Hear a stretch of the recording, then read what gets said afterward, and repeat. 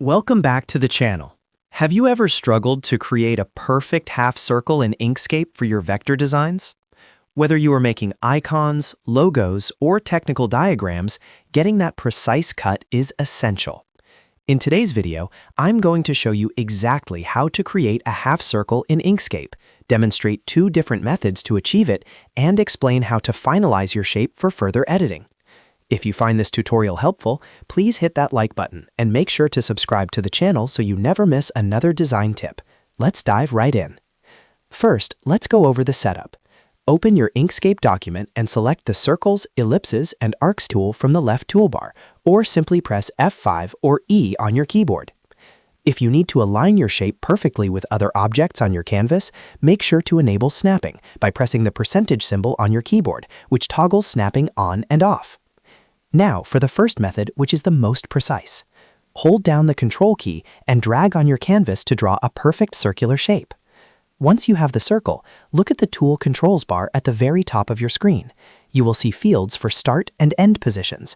Set the start field to 0 and the end field to 180.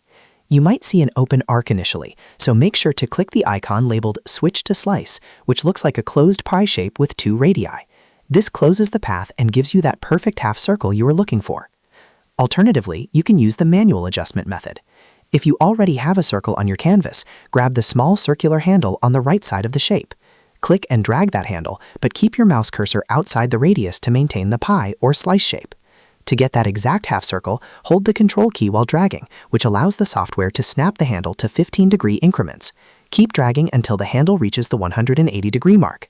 Remember, there is a big difference between a slice and an arc in Inkscape. If your shape looks more like an open letter C, you have the arc setting enabled instead of the slice setting. Just click that Switch to Slice button to close the path with a flat bottom. If you ever need to return to your original shape, simply click the icon that says Make the shape a whole ellipse in the same toolbar.